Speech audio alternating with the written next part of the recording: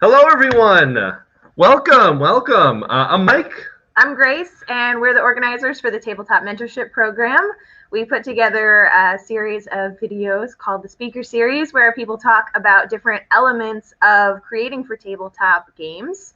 And we are excited to have a live update of a previous talk from Tabletop Network with the one and only Tim Fowers today. Welcome, Tim. How you doing? Nope, my mic's on. My mic's on now. Yep, you got it. Crushing it. You can be forgiven. It's a little early where you are, I think. Yeah. Well, we're really excited. We do usually live talks one weekend, and then on the off weeks we do you're kind enough to let us re-release some of your Tabletop Network videos, and so when we told you wanted to release one of yours, you were like, well, why don't I just update a little bit? Yeah. I gave this talk at Tabletop Network 2018, and then I gave it at Blizzard, and it's evolving. And then I even have new concepts that I added this morning. Like it's like this ball of wax that I'm slowly building, and it's making a little more sense. So, work in progress. Fantastic. Well, I'm glad to that we have the latest and greatest version as of this moment. Yeah. Awesome. Well, we won't take up any more time. We'll let you get started. Just to let everyone know, we're going to have a Q&A at the end. So let us know in the comments any questions you have for Tim, and we'll get to those after the presentation. All right. Well, take it away, Tim. Thank you so much again. All right. I have some slides. Here we go. All right. So I'm going to switch over. And if you get confused, just let me know. All right. So anticipation is, after years of kind of working in the video game industry and the board game industry, there's this kind of underlying pattern that I feel is kind of anecdotal. It's like there is some hard science behind some of it, but a lot of it is something that, as a designer, I'm going to try to give you some examples, and you'll see how it resonates with you and with your experiences designing and experiences playing. So the general concept of anticipation is best shown by this little dog.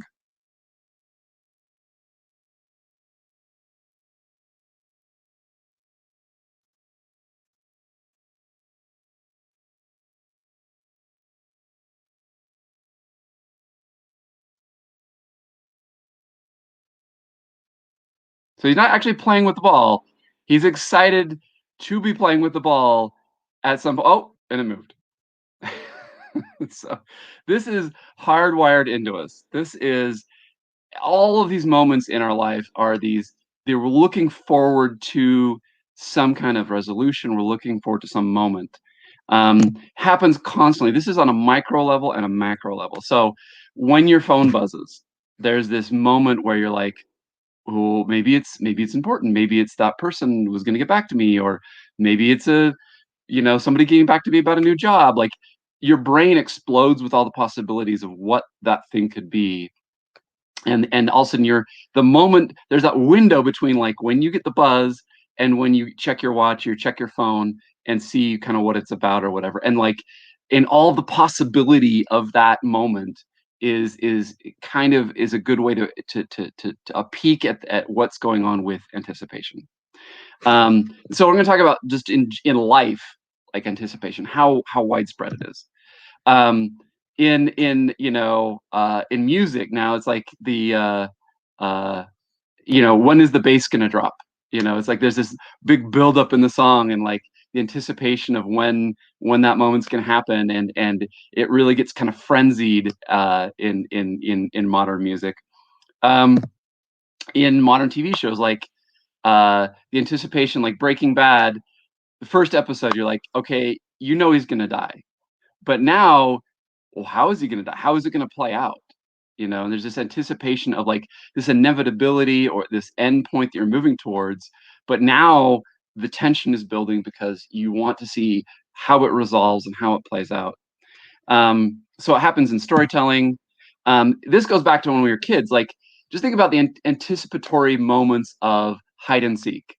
There's, like, I'm the hider, and like, when is he going to show up and and find me, or when I'm the seeker, and when am I gonna find somebody, and how is that going to resolve, and there's this build up to that moment. I mean, just the Jack in the Box is this random thing that like it has the music, it's building up. When's it going to happen? I mean, this is something that's fundamentally fun to humans on a very visceral level. This is the perfect like anticipatory book. It's I mean, maybe you have to be old, but there's a monster at the end of the book, and I won't spoil it for you, but there is a monster at the end of the book. And the whole book is a buildup to this thing, and watching it kind of things ramp up over time.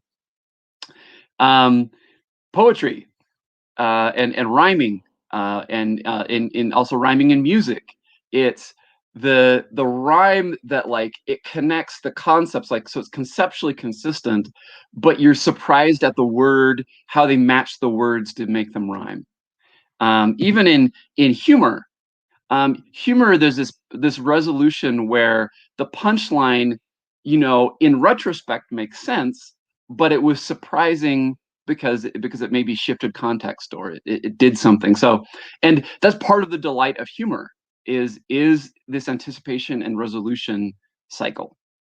So, I've kind of come up with a model that to kind of describe this, and this is called the anticipation curve. And I don't really invent it, but I'm gonna be looking at it, and what it is like, this can be a single moment, or this can be a whole dramatic arc, like a whole story where they defeat the boss at the end. But like the x-axis is time, and then there's this kind of like emotional and tension that's building over time. So it's good. So this tension ramp is going to build up, and then you're going to have the climax where you find out what happens, or whatever. And then there's the denouement, which is like, it's like, okay, and then we kind of come back down, and this curve is all over in games, and I want to kind of break this curve apart a little bit. So like, there's this tension ramp where you are anticipating this outcome, and it could be something amazing. I gave a talk about this in Project and Horseshoe 2019. You can see I stole my slide from myself. But it's like this ramp up, and then and then these outcomes that you're looking for. There's the value of the outcome, the probability of the outcome, and the time to outcome. So how far away it is, what are the odds of it happening, and how valuable is it to me? Like, is it just game victory, in kind of board game terms? But it could be a lot of things, and these things actually determine how high that curve is, like how intense that ramp is. And here's a little psychology. You notice that the two peaks don't line up exactly, because what happens is there's actually two types of dopamine in our brain.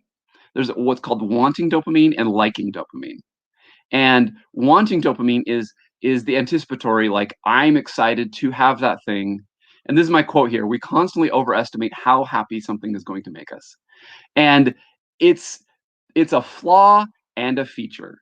It actually drives our seeking behavior. This is literally, in board game terms, the cult of the new. Like, when you're chasing the new game or whatever, it is wanting dopamine. And then there's that immediate, like, as soon as you have it, there's that buyer's remorse, and there's that shift of like, yeah, you like it, but like, there's actually a different chemical system when you have the thing, and it's just not as intense. But this is what drives us as humans. This is what drove us to invent and to explore and to do all these things, because we're seekers. We're looking for things. But just understand that there's something fundamentally going on with our brains with this. Here's another kind of, another mock-up I did. So there's the tension ramp, there's the wanting system, and the denouement and liking system. So we're going to talk about this. We're going to break this curve apart and map it to particular types of games. So first of all, there's the tension ramp. We're going to talk about planning fun. What is fun about, going up that ramp, as you get towards some kind of resolution? So this is something that we came up with at Amazon. A plan is a thing, and it has its own joys.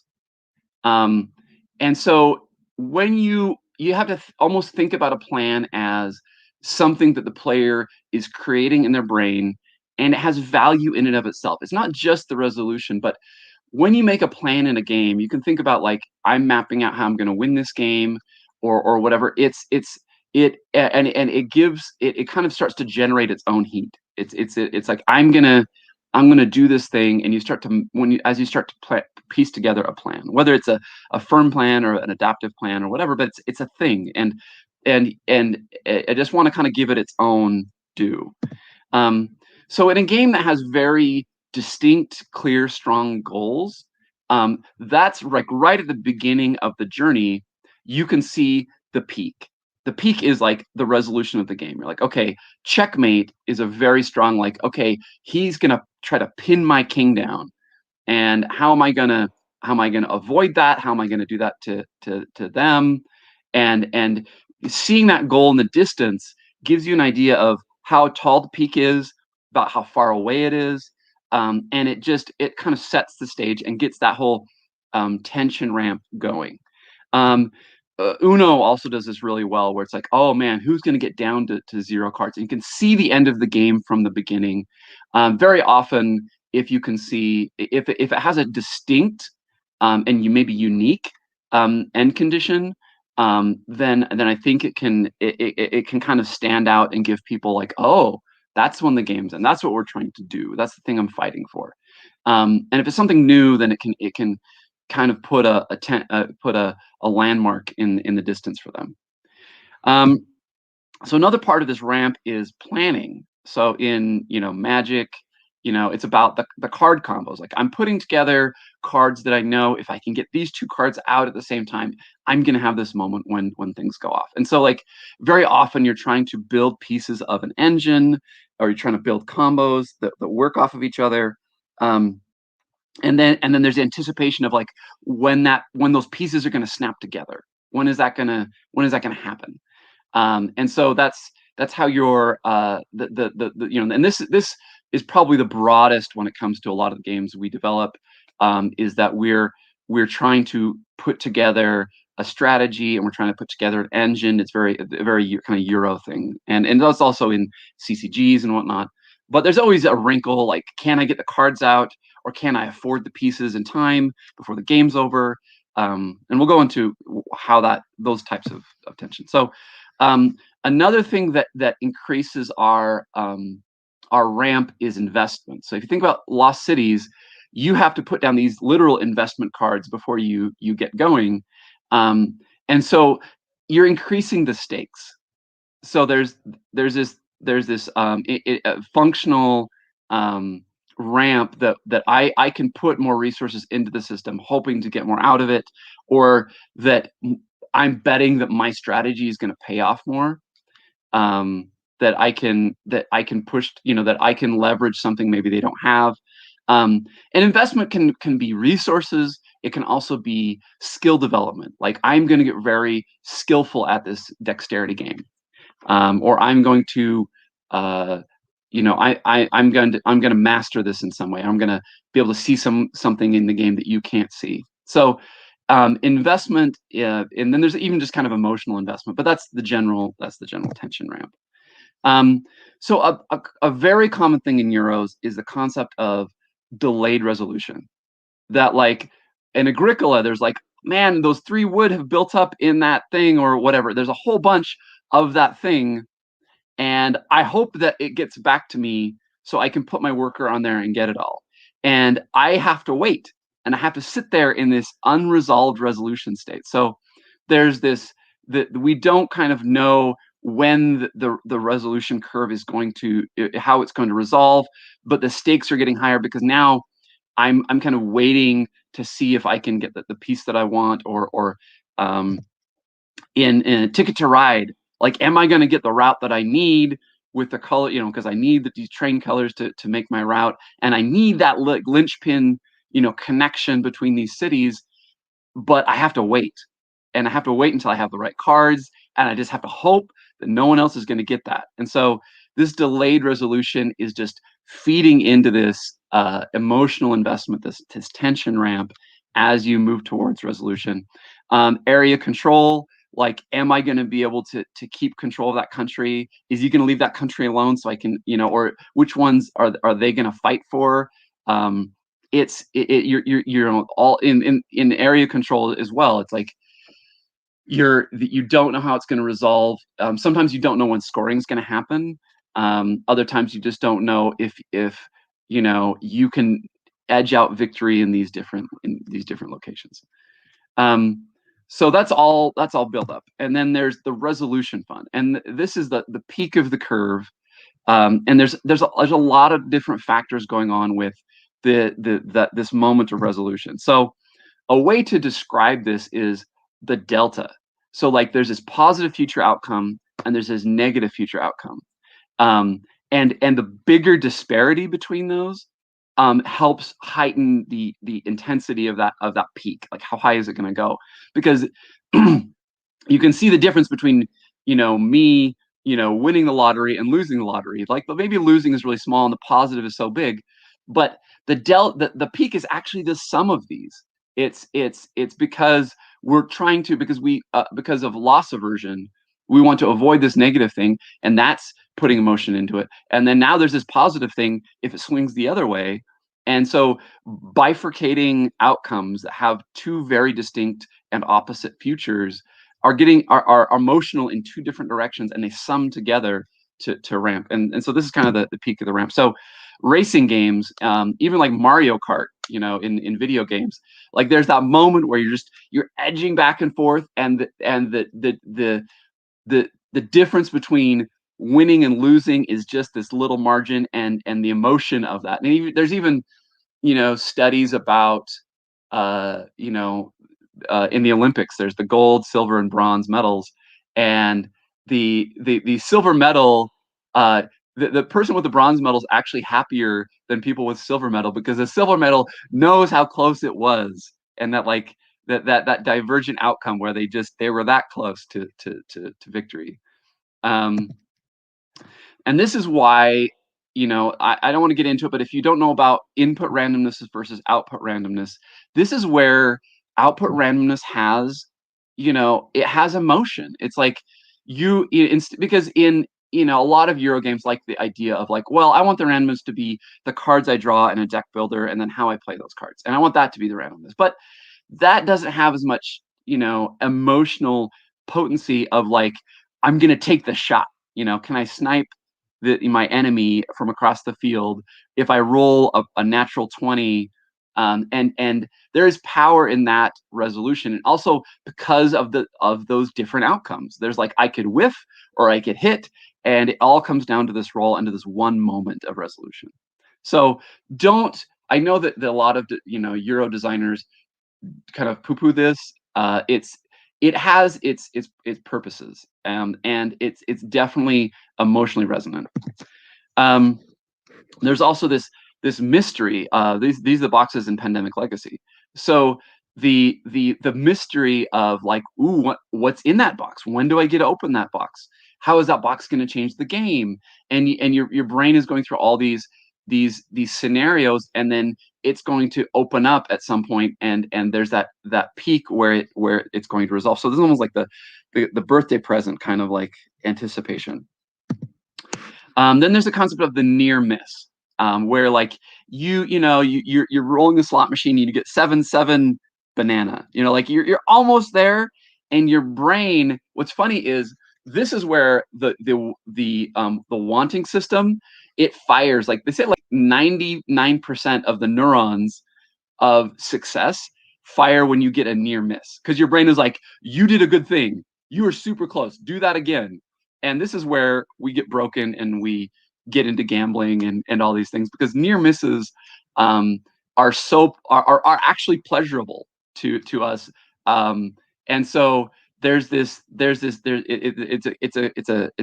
pushes us towards it, and you can see how you're on that steep part of the ramp multiple times. Now there can be fatigue with that, but like you can see how when people like, oh, you almost got the number, the roll or whatever, you can see why this is emotional for people. So this happens in dexterity games where it barely went over the line or barely sunk into the middle, or it has these different outcomes. And this also goes into the concept of shifting the resolution point. And then I want to talk about push your luck. So in near misses, the resolution, you notice the resolution peak, it actually shifted. You thought it was going to happen, and then it actually was a couple of turns later. So this is shifting the resolution point in time. And this gets into random reward schedules and like the randomness of when something is going to resolve. So this is where push your luck comes in. Is this like you're betting against where you think that that peak is going to be. Like when is going to be too far? Should I bail on this thing? Should I take, should I cut my losses and get out of here? And that's because you don't actually know where the peak is, and there's a tension in not knowing when the peak is going to arrive. This is also in dexterity games. Like, when is it going to fall over? Is it this turn? Is it next turn? And it could be, it could be on any number of turns, and that is feeding into this buildup of resolution. And so I want to go a little bit into our brains again. Our brains are bad at odds, at probabilities, just fundamentally. Because we're in this loop where we're dealing with uncertainty. So we make a prediction, and there's this kind of black box that we're trying to deal with. Like, are we going to draw the cards we need? Are we going to roll the number we need? And then we get results, and we take that feedback. We kind of build a model of like how we're dealing with this uncertainty. And this is going also into understanding how, what are the odds? What's the divergence in intensity? So like win versus loss, that's like the vertical element. And then there's like resolution in time, which is like the back, the left right element of the peak. And we're trying to get our heads around a model for it. And we're not always good at it, but we do things like expected value. Like, so, and this is like a video game example, but like, here are the different things that could happen with the chest. I could get some gold, I get an item, get a rare item, I get a legendary item, or I could have the chest explodes. But there's two things going on here. There's the probability of that outcome, and you can see here, that's in the pie chart. And then there's the value to me of that thing. So even though the sliver of the legendary item, the probability is low, the value is high. So I'm actually going to give it a bigger piece of the pie in my brain. And the chest exploding, that if that kills me, maybe I give that. So we're going to modify the relative sizes of these outcomes based on its value and then its actual odds. But we give too much weight to extreme outcomes. This is just a fundamental human thing. I mean, this is, we're bad at, this is why we think we can win the lottery, all the way to this is why terrorism works, because we don't understand. We see these extreme outcomes, and we can't do the math to really multiply the odds of that outcome versus what that would mean to us, and how that would impact us. So just it's a factor to look at. And just understand that your players are going to be bad at it. So sometimes you can give them helps. So like on your cards, you can have like how many of this card are in the deck, and so they can play with the odds, and you give them tools to work with this and understand the odds better. So yeah, so this is the you can see here the yellow outcome of that legendary item is actually weighted really high. And then the chest, and there's kind of the 0 point where the negative stuff is below it. But like, again, it's this total anticipation. So, but a lot of this comes down to, not to be, totally negative about human psychology, is that we have hope, that we hope for things, that we're planting seeds, and we want to see them grow. And so, there's different sides to the same coin, but as humans, we are constantly in this ramp up of anticipation, because we are hoping for a better future, and so that's what I'm saying. Is there's negative ways to see it, and there's positive ways to see it, but like it's it's very fundamental to who we are. So I wanted to kind of do a couple of case studies, and it'd be fun to do some case studies in the Q&A after. But so you take a trick-taking game, and you look at this curve and you're like, okay, what are the moments of what are the emotional moments in this game? And if you think about trick-taking, there's this interplay where you're like, is he, does he have a higher card of this suit, or does he have a trump card, or what does what does she have, and who is going to take this trick? Is this constant like little resolution of what I think I know about them, so I'm trying to resolve this uncertainty, and it becomes more certain as I see cards come out, like things are crystallizing more. Can I keep control of the situation? There's these factors of this ongoing kind of resolution where it's each resolution is giving me more information about the next one, and there's and even just the mind games of like them holding back. Actually, they have a card that could beat it. Are they holding back on me? And then, can I force them to play a card so that I know for sure? And waiting to suss out what's going on with in their hand. So I mean, there's some other ones. Maybe I missed some other elements. Yeah. So another one is social deduction games. So the tension. There's kind of two different tensions because you're on different sides of the coin, right? I mean, when you are when you're a villager, and so, you know that there's bad guys in your group, and there's tension, and you're not sure, maybe you haven't killed any of them yet, and they're out there. And so as the odds start to dwindle down, and that there's still bad guys out there, this tension ramp is building, and because there's higher and higher stakes. And that's another way to let the investment angle is that you're increasing the stakes in the game. And so as a villager, I'm watching it build up, and then every kind of whatever every vote that we take, and somebody reveals their card, is a moment of resolution, because if it's a villager, then it's negative. If it's a werewolf, it's positive.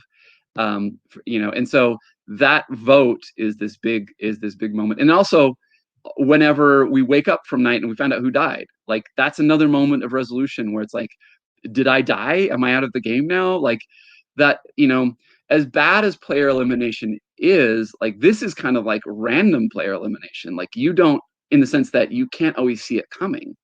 And that can, that randomness can increase the intensity.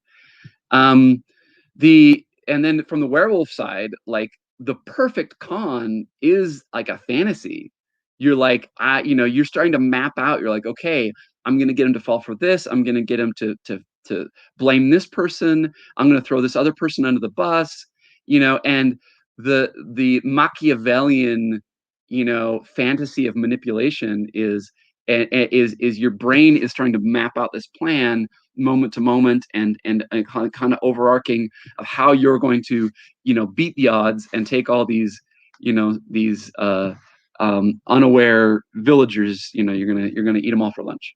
So from both sides there's all this tension, and it's playing on just this fundamental human behaviors. So so you can take it with a lot of different games. This is kind of a lens that I've been developing, and it's just a way to look at your game and other games, and try to take like these snapshots of, you're like, I'm really excited in that right now, and as a designer, you kind of are developing this antenna where you're receiving, you're looking, you're like, what am I feeling right now, and why am I feeling it? And hopefully this is a useful tool for looking at these moments of resolution and seeing what the factors are going on. Why is this so intense? Or why is it not intense? Why? I mean, maybe there's just no stakes, or maybe there's no randomness to it. So one more thing. this is the one of those, shower thoughts where you're just like, this was like literally this morning, where there is a very common thing called the interest curve. And I was thinking about the nature of this anticipation curve, how it ramps up and goes down. And this is both a dramatic arc, so it's like the resolution to an entire story, or it can be the resolution of a single roll in combat, right? So it has a fractal nature to it. So the larger curve is repeated in smaller scope in the curve, and that's so you can see here, like, this is like the individual peaks, and then you can see the overall peak by stacking different interest curves together. So if you look at different things about flow state, if you look at entertainers, if you look at even like TV shows where you have like the little cliffhanger every episode, but then there's this overarching meta plot across the whole Veronica Mars, season. And so this is everywhere. And I've seen this, people call this the sawtooth. And you don't want to go too intense, and you want to kind of stay in this flow state where you're not under the curve is kind of boring, over the curve is a little too intense, or maybe a little too crazy. And this keeps people engaged. Jesse Schell, in his Art of Game Design book, he talks about, like, when he was a juggler, he learned that this was the kind of curve that kept people's interest as he was doing a juggling show. Like, he'd kind of build up to like one particular sequence, and and have and get some applause, and then he'd kind of go back down to something basic, and then he'd build on that and do a bigger one. And this kind of like this ramp up is because you're building both an individual resolution ramp, and you're building an overall resolution where you want to see how the whole thing, what's the grand finale. And so I don't know, this is something that I just realized you can kind of break down using this kind of anticipation curve model. So this is a work in progress. I'd love input on is this a pattern you guys see in games, or is there a different connection for this? But yeah, so that's my talk. I should do one of those finale slides, like thank you for coming, or whatever. But yeah, can open up to Q&A, and love to chat with you guys.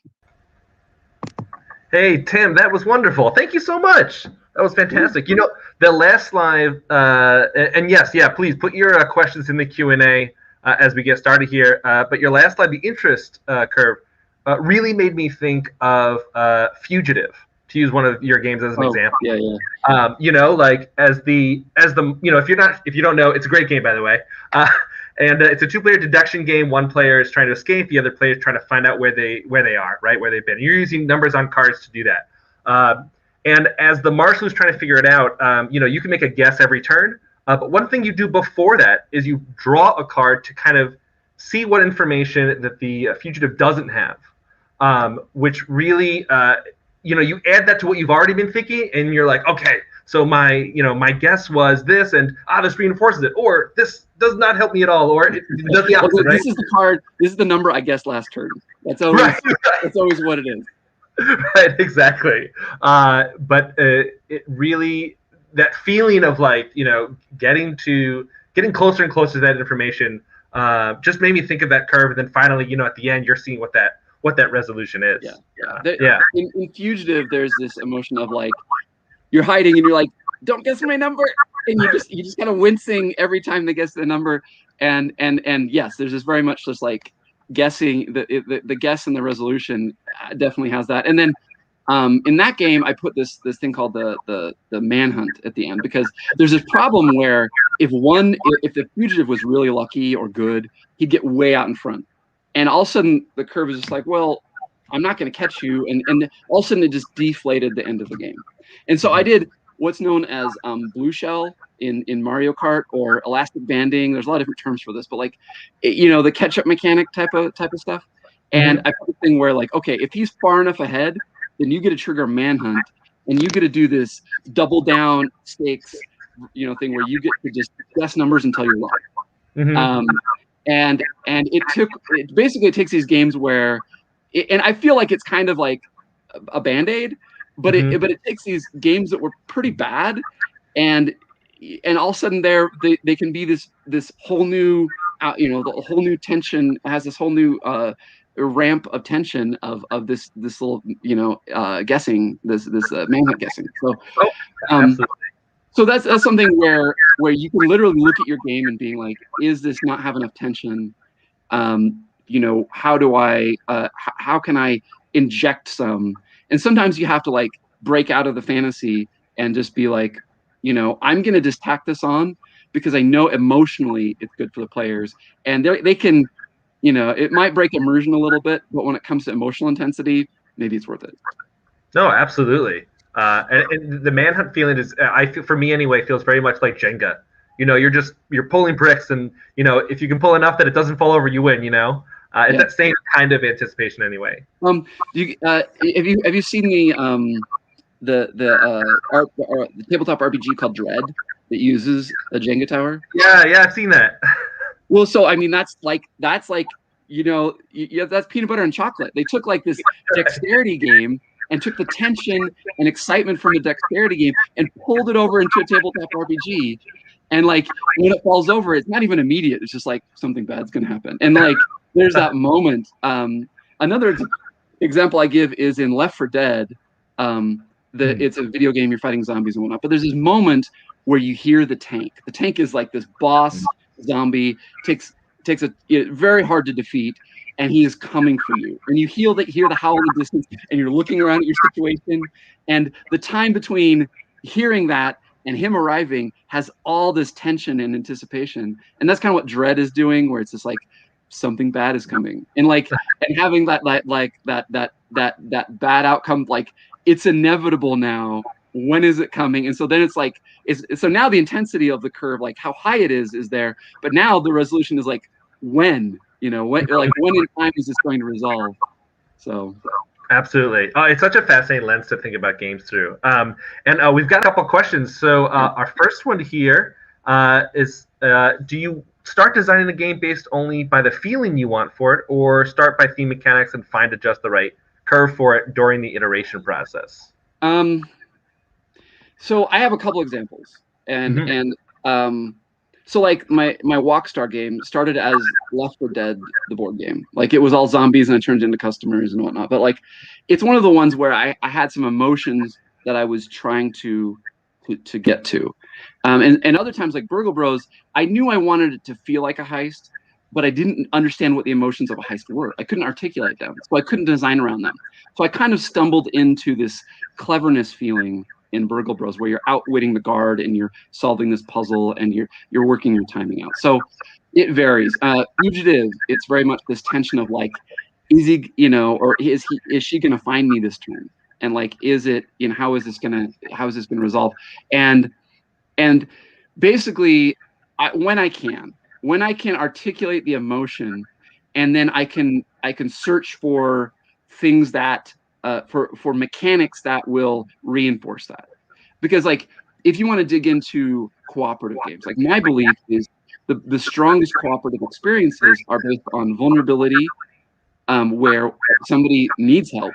Maybe in Left 4 Dead, maybe they're pinned by a zombie and they're going to die unless you save them. So there's vulnerability where they can't help themselves, and then sacrifice where someone else knocks the zombie off and reaches out their hand to pull them up, can be a very emotional moment, because not only are you not eliminated now, but also that person signaled to you that you're important, right? And the bond between you can get reinforced. So you can learn particular tools, but you have to like look at these games and be like, how are these mechanics? You have to think about little snapshots in the game of like, okay, how is that making me feel this way? And you can start to pull it apart and use, instead of using just a mechanic, you're using a part of a mechanic in kind of an emotional way. But it's aspirational. Like I can't always do it, but designing for an emotion is really tricky, because you have to both identify the emotion and then get kind of lucky in finding a system that can generate that emotion on the fly. So it's very intense. And sometimes I think when people think about theme, oftentimes they're thinking about emotion. And so people talk about theme versus mechanics, but emotion is in there as well. So there's the emotion of the theme and there's the emotion of the mechanics. And that's why a lot of times I lean on movies now, because movies have this automatic, like, I know how it feels to watch that movie, and I know what it's like to be the protagonist in that movie. And you can lean on it as a framework for the player to be like, this is how you're going to feel in the game. You just, as a designer, you just kind of have to make good on that promise. Yeah. And it can be a good North Star when you're like designing and trying things, because sometimes you'll discover something and you're like, this doesn't feel like I want it to, but maybe it fits in this other game, or and I'm going to keep pursuing this emotion. Or maybe you take a left turn and you're like, yeah, that's actually good enough. I'm gonna pursue that one because that actually has a really unique feeling to it. But I might need to change the theme, or I might need to change something to broadcast what emotions are going to be in that. Mm-hmm. So interesting. Marshall asks, in regards to the similarity between television shows, do you find that games with longer tails of expansions eventually tend to jump the shark? Is ending strong a better strategy? Well, I mean, the concept of expansions is like, expansions are tricky because it depends how you see them, right? It's just like, are they another campaign? So yes, is it season 2? Sure. It's like, can you recapture the magic? Well, are you going to have as many surprises? Probably not. It's like you're going to have to, but sometimes it can be like Pandemic, where it's like, it's kind of fun all the time. And this is like one worry when like you're trying to make a legacy game, but I call it like when the bones aren't strong enough to support it. And I think that like a lot of people, they'll first time out be like, I want to make a legacy game out of this. And like, you don't know how repeatable your game is. And so you have to think about Pandemic, I think held up really well through season 1, but like I didn't play the other seasons and I didn't hear really great things. Like, I don't know, maybe it kind of hit its shark limit where it's like, maybe, but I don't know, maybe I'm wrong. Maybe it's, it can kind of keep going for a long time, but you have to think about that a little bit in legacy terms and expansion terms. When you're talking about the meta of like, I'm going to play a lot of games. Is it a campaign? Is it a legacy? Is it expansion? But expansions can also just be like, here is the remix of the tape. Like, this is like with a good, cool baseline, and that's fine. It could be something that mixes it up and just makes it feel a little bit different, or it can be like, now there's this big narrative tied to it, and like you have to think about like what that's doing to it. But like, even your individual game can jump the shark if like it gets solved. That's the nightmare for a designer. Like, that happened to checkers, right? Like in the mid 1800s, checkers took over. Like, it was the easy chess. Everyone loved it. Everyone was playing chess. And then a book came out, and you just looked up the board state, and it's like, oh, this page tells me exactly what move to win perfectly against you. Interesting. And checkers was dead. It was the Halifax hammer. It was dead. No one wanted to play it because it was broken.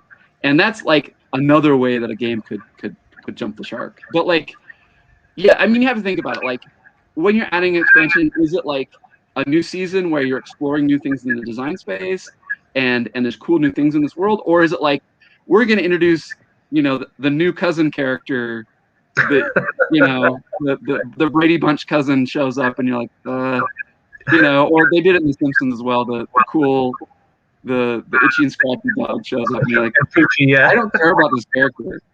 So your mileage may vary. Right, and it can be so subjective. I find sometimes that with expansions, if I don't like it, it kind of colors the original game too. And it kind of plays into a little bit of that anticipation. We're like, oh, I can't wait to make this game better, and then it made it worse, and now by association, the original game's worse, right? Even though it's not the same game you love. Well, yeah, because now that peak has changed. Like, when you're going back into that curve again, and you're like, it's kind of hard to get excited for this again. Like, I can't get myself worked up as much this time around. Yeah. So interesting. All right, we got a lot of questions, so we'll move it on. John Atwood, do you have methods for mapping out these issues in a game you are designing, or is it more a gut instinct after reflecting on it?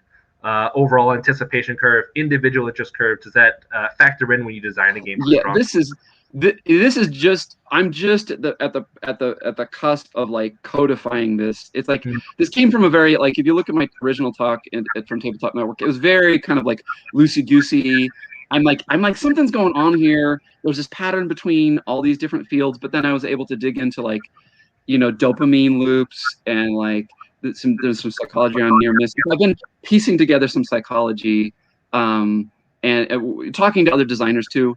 Jeff Eaglestein has done a lot in this space when it comes to digging into, like, he's got his thing about fear of loss. He's got his book out. So in video games, there's been more conversations about psychology and design and how they intersect and codifying them. And so there's a lot of things to bring over. And so I've been in the industry a little bit, and I've been able to befriend some people that have taught me a lot about these elements. And so I'm bringing some of them over, but board games and video games have some fundamental differences in them. So I'd love to have this be a larger conversation about how to bring more psychology, how to codify these things a little bit more. Anticipation in board games is a little different than video games. Like we did, so Project Horseshoe is a game designer retreat, and it was all video game. We did a group about anticipation, and we ended up talking more about like slot machines and gambling games and how to, the psychology of engagement and how to keep key and all these game design things, but it didn't really talk to board games. So I'm still kind of pursuing this, and I'd love to have conversations with people and figure out how to refine this and maybe get it to a point where you can describe it. But I think expected value and the bifurcation, so you're talking about like how tall the peak is, and then like time of resolution is when the near misses, and so I'm starting to kind of map it a little bit. But it is very much to measure the actual intensity of anticipation is a gut thing.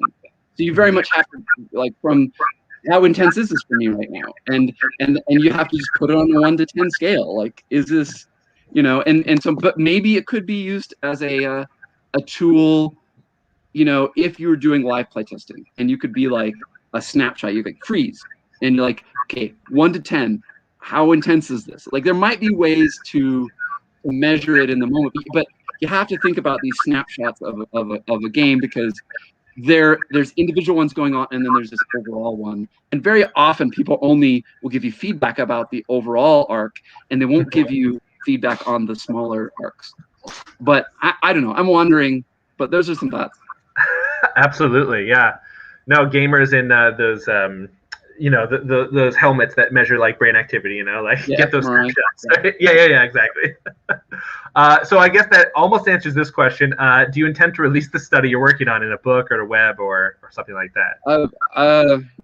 If it gets somewhere. I mean, right now this is probably going to be, this YouTube video is going to be my best version of it, but yeah, I want to have a conversation. It would be fun to, I don't know the best way to do that, but like people that are thinking about the stuff, to do little think tank, panels where we get some people and we kind of like talk through stuff, because I kind of only think when I'm talking. So you're getting the best of me right now. Right.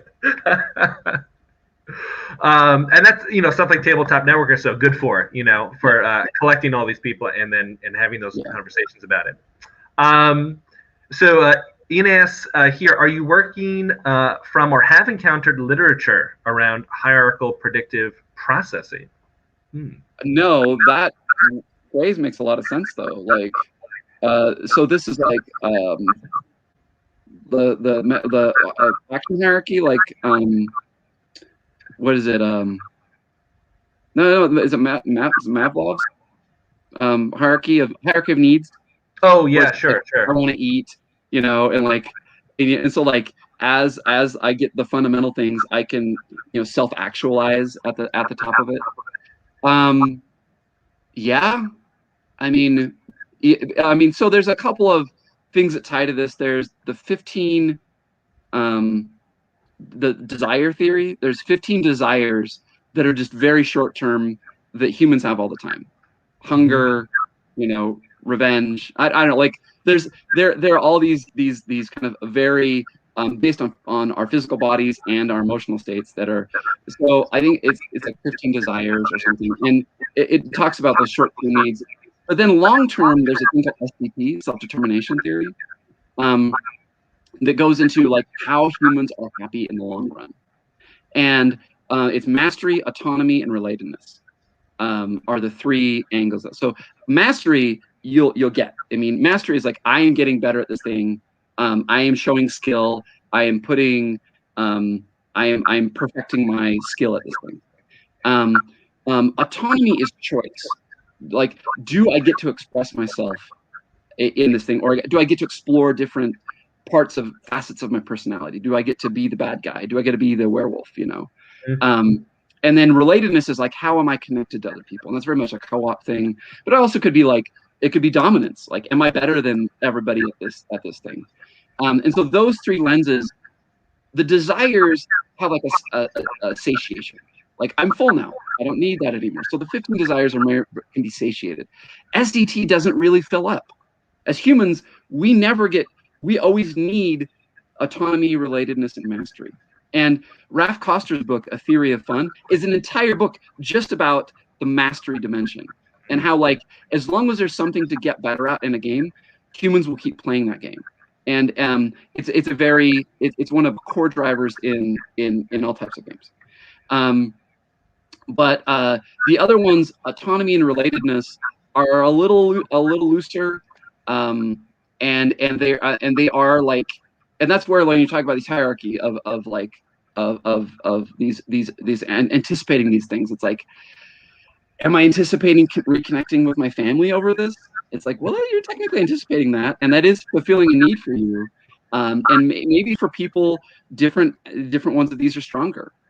There's also Quantic Foundry. They're dabbling in board games now. They're doing a lot of hard science around like making clusters of what people are getting out of games. But like I think the anticipation is a reflection of of what you want to get out of the game. So that's why the peak is lower, because maybe you're just not interested in this game. Like I'm not interested in proving I'm better than somebody at a game. And other people are like, it's all about that. It's like, this is the Olympics. Like, right. And so that's why a lot of this can't be codified, because it has to resonate with the person. It has to, so. Absolutely. Yeah. We got a question here from Jason. Through the lens of anticipation and game design, do you see any specific genre or a theme as especially rich for tabletop design? That's an interesting question. I mean, you have to think about like, the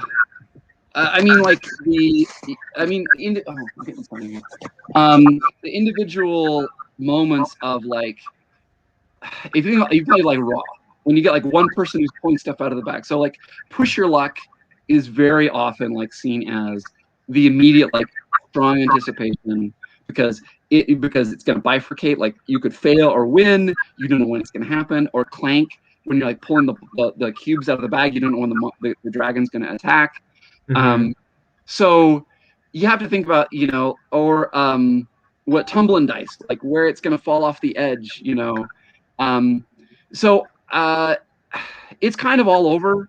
I mean, I probably am missing a really good example if somebody wants to shout out some. We try to think of like something where the whole table cheers, or whatever. When there's, that means that something's going right. When mm-hmm. everything is coming down to like this one resolution or card flip or whatever, the river on poker. Mm-hmm. And that's a good measure. Like, you could just literally take a microphone. How loud are they screaming at the game? But I'm trying to think. There's so many moments in different games, but I'm kind of blanking right now. Yeah, no, it's a tough question because some games, with that theme do it well and others don't.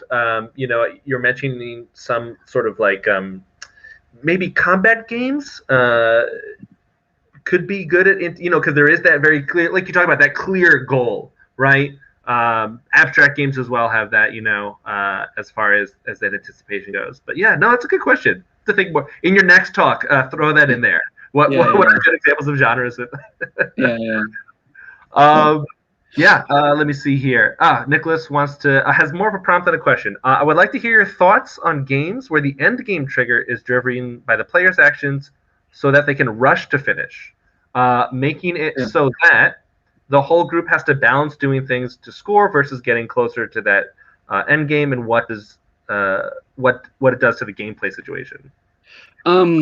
Yeah, I mean, I played a ton of Dominion on Isotropic, like back in the day.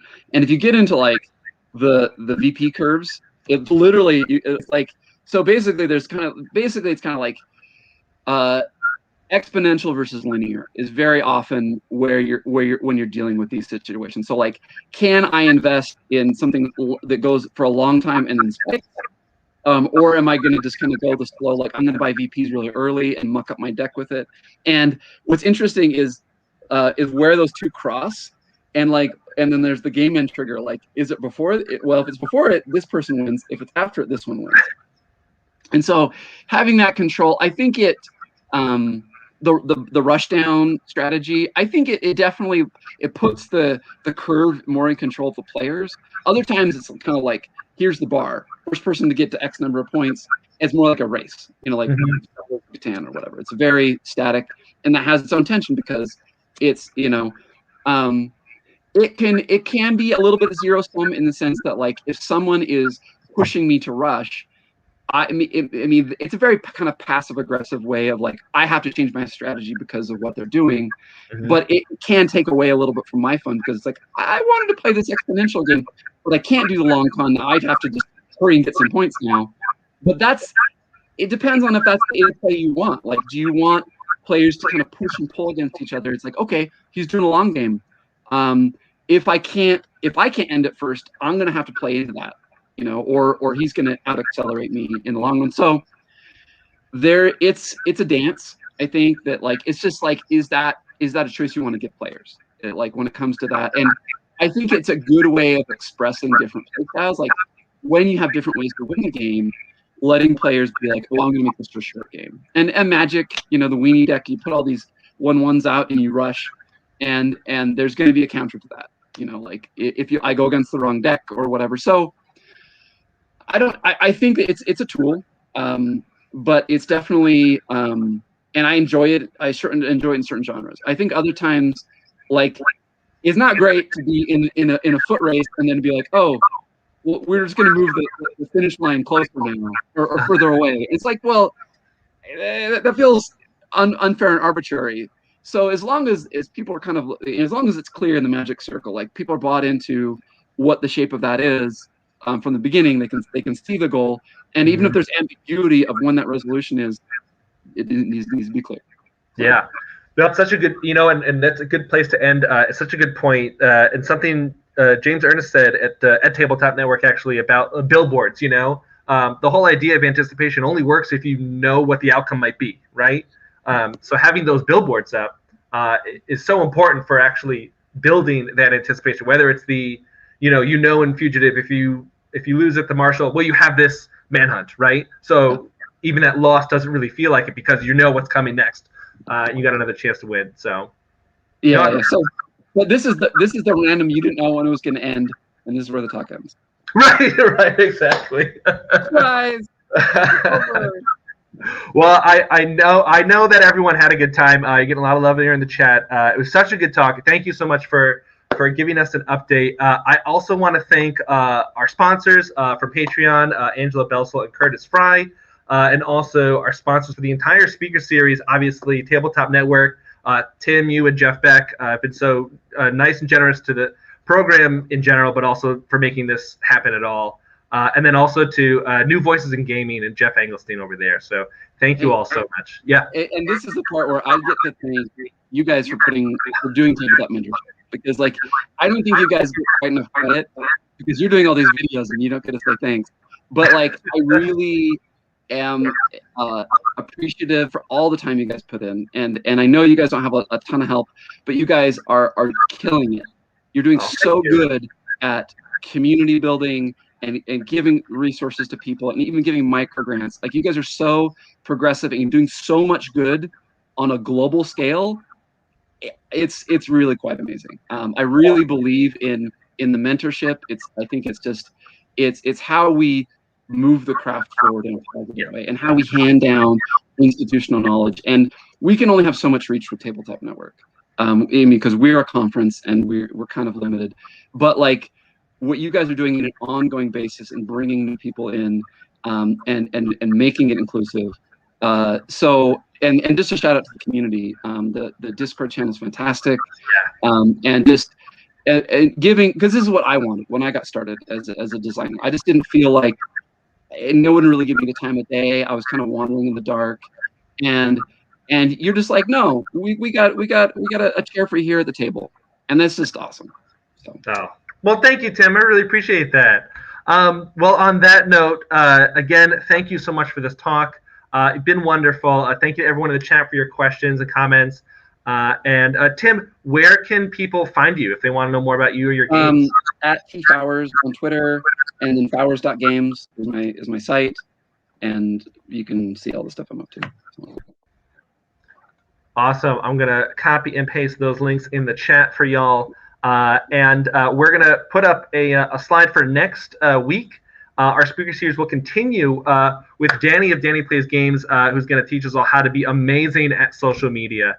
So definitely make sure you tune in for that next Sunday at 3 p.m. Eastern Standard Time. Finally, thank you so much, everyone, again. And thank you, Tim, so much. And wonderful. Have a great rest of your day. All right. See you.